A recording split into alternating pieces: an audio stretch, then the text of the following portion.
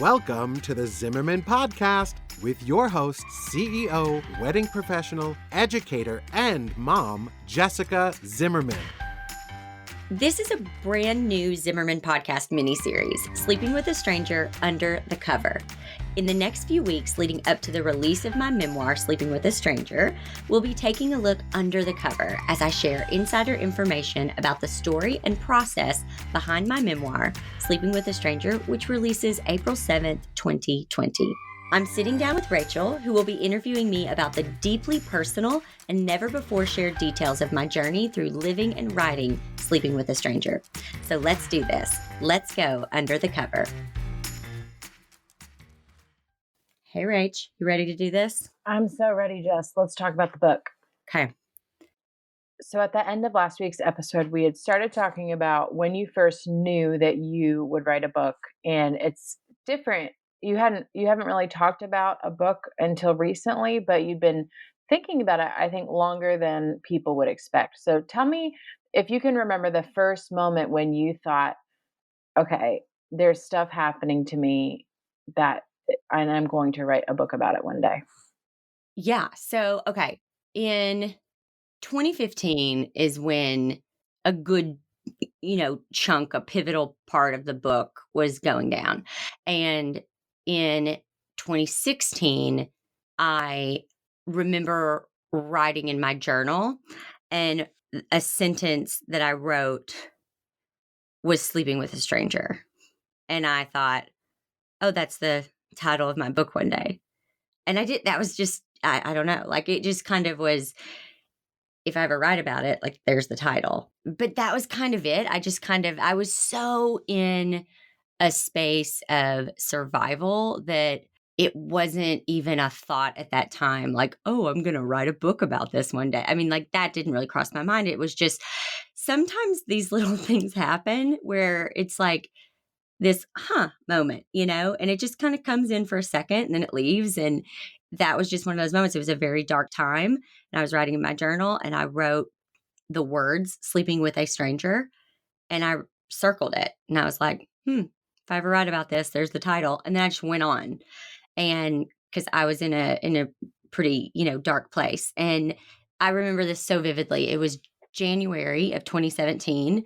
And I had just picked the kids up from school. We had just come home and they were all, little, like they weren't carrying their backpacks and stuff yet. So I had 3 backpacks in my arms and they were running in front of me and running inside the house. And I was putting their backpacks on the couch, and I was standing behind the couch and kind of slinging their backpacks over and putting them on the couch.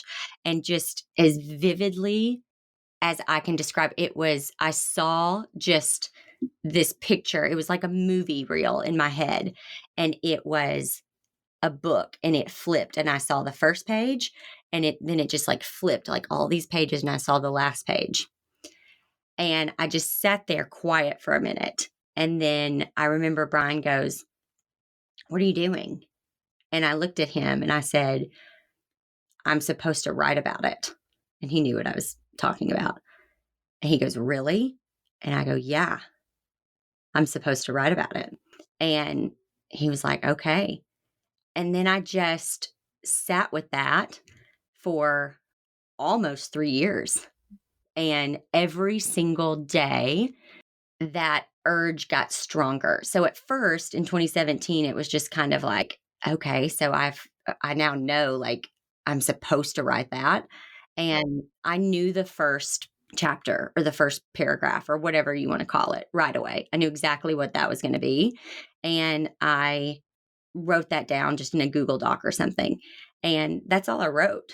And I thought, this story isn't done yet. I'm still living the story. So I can't write about it yet because I'm still in it. But I just knew that I would one day. And as the months progressed and the years progressed, it just got stronger and stronger. And I remember at the beginning of 2019, I was sitting in Lynn's office, and who's my therapist and who I see every Tuesday. And I said, "Oh, Lynn, I just am having this like overwhelming, like every day it gets stronger and stronger. It's just like this voice inside of me or something that's like, get it written, like write it, finish it."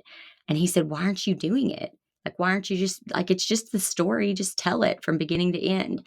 I said, I know, like, I know. And I'm not a procrastinator. Like, I'm not scared of big projects. I just said, I don't know. I don't feel like I know what the ending is. I don't know.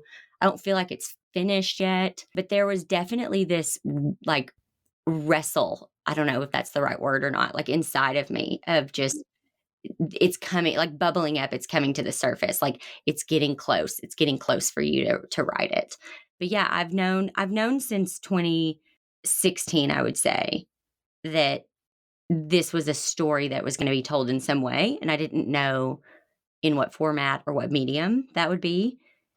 And what's interesting is I've always been, and I don't think I've really realized this until just now, but anytime people would ask me about this time in my life, I would even say, even on social media, I would say, one day I'll share about this. But I would always keep it really vague because I think I knew one day I would share about it. I just didn't know how that was going to happen. And that's how I know that this is what I was supposed to do at this point in my life, because that voice has never gone away telling me to share this story. And it just got stronger and stronger. Yeah.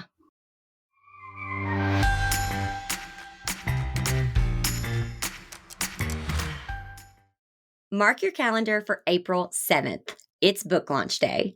If you want details on my upcoming book tour, like cities I'll be visiting, how you can meet me in person and get a signed copy of the book, you've got to get your name on the list. This list, it's going to get you the VIP treatment. We've got awesome bonuses prepared, but only for those who have signed up.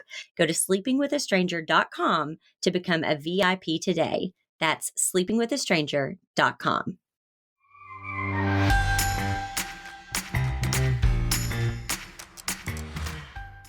I remember being a student of yours and just knowing periodically that you'd say, I was building my business and my husband was sick, and I didn't really know what that meant and what that looked like. And even when I first started working for you, I knew that periodically we'd talk about, well, when you write your book, well, when you write your book. And even then, I didn't really know what it was going to be about. I just knew that that was a component of, something that you wanted to do eventually. Yeah. So, talk to me about the moment when you realized not only am I going to write a book, but I am writing a book. Like need to sit down and start writing. How did you know? Okay, I've been waiting to kind of birth this thing for years, and it's now time. Oh my goodness. It's such a good story that I think we should save it for next week, because it's kind of a lengthier one. And I definitely want to be able to share all of that. But yeah, I think definitely knowing that this didn't just come about, and knowing that it was something that I knew for several years that I was going to share one day. And then just continuing to like, that voice just grew stronger and stronger and stronger to where it couldn't be ignored anymore. And then there was this moment, and I'm so glad we're going to record it for next week's episode, because it was a moment that I'll never forget. Like, I've never felt more, I would say it was one of the best days of my life, because it was such a moment of like assurance and knowing, like, I think there's so, I've never experienced this before, where I'm like, okay, I'm exactly where I'm supposed to be, doing exactly what I'm supposed to be doing. And there's a peace that came over me that day that I've never had before, that strongly. Was it kind of the feeling of like everything, no matter how hard it was and how much you wouldn't want to go back and relive it, but everything has been leading to this moment, and kind of everything was pieced together perfectly so that this could be a reality? Everything made sense. It was like I turned around and looked at my whole life from the moment my sister died to that day when I got the call about the book. And it all made sense. And it was just this overwhelming peace and joy. And, when you have the answer, like when it just makes sense. And I've never felt that kind of peace so strongly before. And it was overwhelming. I've never like cried that hard.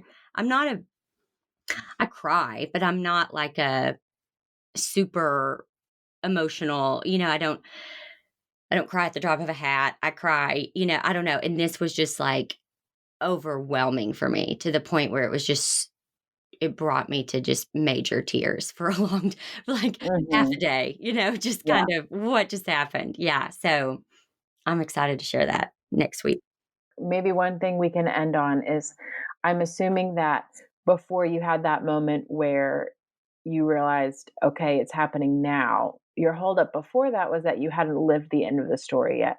So I'm assuming that you lived the end of the story in order for you to feel like you were at a place where you're ready to write it. Can you tell me what that feeling was like, or just describe when you knew, maybe before you knew, I actually am going to write this now, but the moment where you realized I have lived the ending and so I can tell it? Yeah. So, like I said, it was January of 2019 when I said to Lynn, I was like, "Ah, it's just getting stronger and stronger, but I don't feel like I have the ending for it. I don't have the finish. I haven't lived through the finish of it, of this chapter or, in my life to write about it. And I just don't want to start writing it if I don't know, how it's going to end. And I mean, I've never written a book before. So, like, I don't know the process. I'm sure there's a specific process that you should go through. I did not go through it. I just wanted to be able to kind of write it from beginning to end, but I didn't feel like I had the end.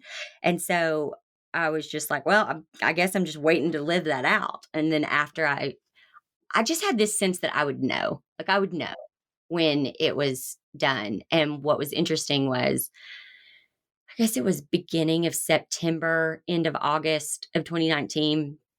I just had this like overwhelming feeling of, oh, okay, well, that's the end. Like I knew the exact moment. Like it was so strange and so clear at the same time. I was just like, oh, well, there we go. That's the book. Where were you when that happened? Do you know physically where? Yeah, I was at home. I was um I was just here at my house, and it was just after a specific event had happened, and I just knew it. Like, I was like, "Oh, that there we go." Like, because it was again, a piece about something, or it was like a chapter had closed in my life, and I was moving on to something else, and there had been resolution, and there had been, all the work had been done that needed to be done to heal, and, Brian and I had, kind of forgiven each other, and I mean, just all those things. And so I just knew it was just very obvious to me. Like I just kind of knew that, like I knew that I would know. I knew I would know when it was done. And I also think I was waiting on that for again, assurance of or reassurance that no, you're supposed to write this. Like you're really supposed to, it wasn't just like an idea that came into your head that you're never going to do. If I'm supposed to write it, the end will come and I'll know it. And so that happened. And then it was just a couple of weeks later that I got the phone call. And when the ending happened in my real life, I just thought to myself, okay, well now you don't have any excuses. Like for the past 4 or 5 years, I had just been like, oh well, one day I'll write it. Oh well, now I know I'm supposed to write it. Oh well, I'm still living it. Oh well, the ending hasn't happened. Like there was always a reason not to do it. And so, and then I will say there at those kind of 2 weeks when the ending actually happened in my life, and between that and the phone call happening, which we'll talk about next week, it was so heavy, like every day. And I don't know if y'all have ever experienced that, but where it's almost eating at you. Like you just have to do it just so that voice will stop inside of you.